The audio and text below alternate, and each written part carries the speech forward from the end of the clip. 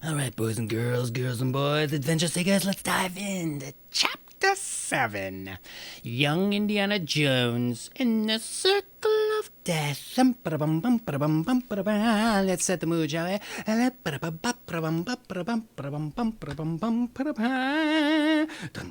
By William McCay. Just turning the pages, this is Chapter 7. Indy rose on the pedals just as the bike hit bottom. He was unhurt. But Herman's bicycle lay crunched and twisted. It would never go anywhere again. The big question right now, Indy thought, is whether he was going anywhere. Indy stood in the darkness, staring. High above him was an opening. He could hardly see it against the snowy, murky sky. And he didn't know how he was going to get up to it. Trying to claw his way up the rocky sides of the hole was impossible. They weren't enough hand or footholds. The few he could find were getting covered in slippery snow anyway. And he kept trying in spite of the knocks and bruises. After his fourth tumble, though, he gave up. I don't want to be stuck down here with a broken leg, he thought. Where was down here anyway? Groping around, and he realized he was in some kind of tunnel. The cave-in and the wreckage of the bike blocked one end. All he could do was go the other way. Indy found Herman's book bag, still caught on the handlebars. He slipped it over his shoulders. There might be something useful in there, along with Herman's candy. Indy moved ahead carefully.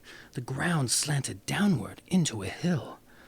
What was a tunnel doing in a hill? In the middle of nowhere. Suddenly, Indy understood. A chill ran down his back. It was even worse than the wind blowing into his collar. This wasn't a real hill. It was a funeral burrow. A burial mound. He was inside a grave.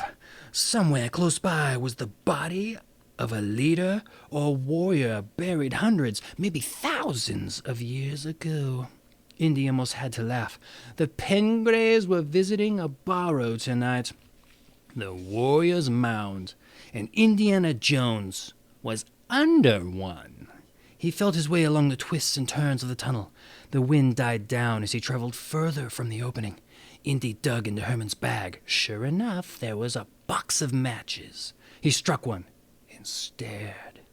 The flickering flames in his hand cast a dim, wavering light. He was in a large, round chamber. The air was dry and dusty, but that wasn't the reason Indy felt choked up. In the middle of the room, stretched out on a stone slab, was a skeleton. Indy came forward slowly, as if quick movements might wake up the skeleton. Finally, he reached the stone table. Here was all that was left of a long-dead leader, maybe a king. The skull of the skeleton had a crown. At least the tarnished circlet around the brow looked like a crown. It even had some sort of jewel in the center. The strange gem glowed in the matchlight.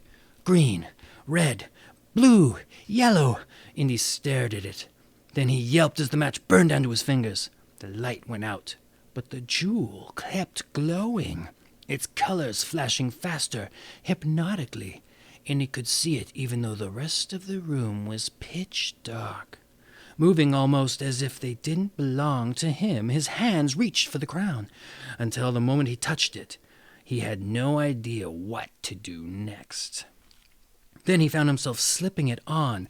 Blinding pain knocked Indy to the floor, the worst headache he'd ever had. His eyes were squeezed tightly shut, but he was seeing. A wild swirl of pictures. It was like watching an impossibly fast movie. For an instant, Indy caught a glimpse of people dressed in animal skins worshipping the sun. The medicine man wore a glowing jewel on a string around his neck. More pictures flashed by, and Indy realized that many years had passed. He saw the glowing jewel again. This time a man in a white woolen robe wore it. The man stared at the sky, tracking the movement of the moon against the markers up on the plain. Once again the priest appeared. He pointed to the sky.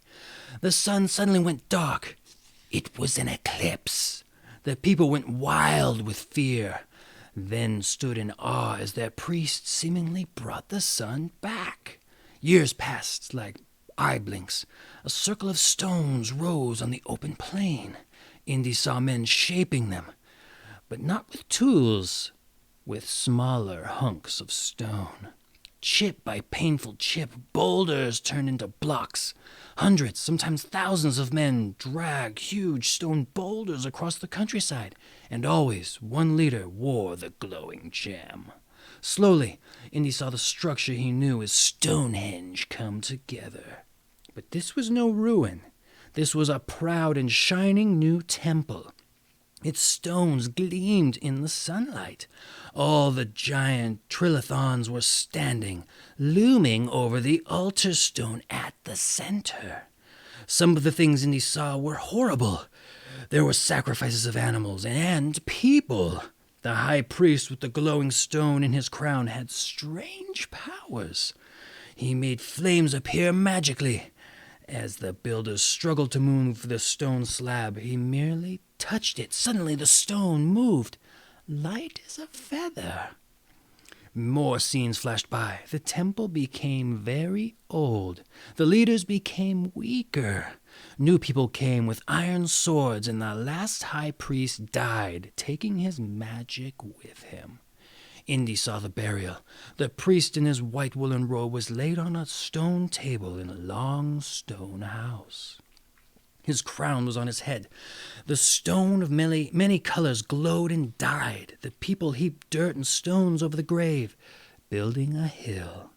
It was this very hill that Indy lay under now. Slowly the boy on the floor remembered. He was Henry Jones. Indiana Jones. His head still aching, he pushed himself up on his hands and knees. But he didn't remove the strange crown. He picked up Herman's book bag and walked to one of the many rock slabs that made up the wall of the burial chamber. Indy pressed the rock, and it pivoted, revealing a secret exit. He followed the tunnel out, only much later would he wonder how he knew the exit was even there, or how he could see in pitch darkness. Standing at the mouth of the small cave, Indy stared up at the sky. The storm had cleared now, and from the position of the stars, dawn was near. Again, not knowing why, he set off at a jog across the country. Almost as soon as he passed, drifting snow blew over his footprints and erased them. Indy felt as if he were moving in some kind of dream. He was running through the country he didn't even know, as though he'd lived here all his life. His legs, which had ached from pedaling, ran smoothly, as if he'd rested for days. A cold wind howled around him, yet he felt warm and comfortable. A bright golden glow like a beacon rose before him. Then he heard the confused noise of many voices. They were chanting. It wasn't like the chanting of priests in his dream. He almost understood that. This sounded strange, harsh to his ears. Now the glow disappeared. It turned into dozens of smaller flaming torches. They winked in and out of sight behind ragged stone pillars. This was Stonehenge. And he kept to the cover of the ancient columns and crept toward the circle of stones. He could see straight to the altar stone. Black-robed figures shifted uneasily in a half-circle. Their center stood the arch-druid, his hood thrown back and his strange yellow eyes glittered in the torchlight. The flickering light was also glinting off golden sickle he had in his hand. "Brothers," the leader cried, "I hold the sickle of gold, the sacrificial sword of the ancient druids. When the sun rises through these columns here," he pointed to the trilithon behind him, "the secret rites will begin, and we will celebrate the ancient way. with sacrifices. The archdruid pointed down to what Indy had thought was a bundle at his feet. But it were no bundle. Laying on the altar stone, bound and gagged, was a familiar friend. Herman Mueller. Dun, dun, dun, this has been Chapter 7, boys and girls and boys, adventure seekers, of Young Indiana Jones and the Circle of Death by William McCay. Join us next time for Chapter 8. Yeah. Woo.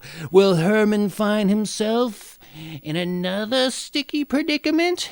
And will this stick be his own blood from a slashed throat by the golden scepter or scythe or whatever it was the archdruid was holding?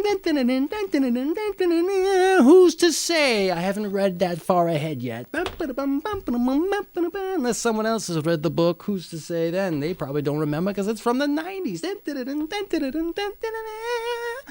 So join us next time for Chapter 8, boys and girls and boys, adventure seekers. I'll be right there with you.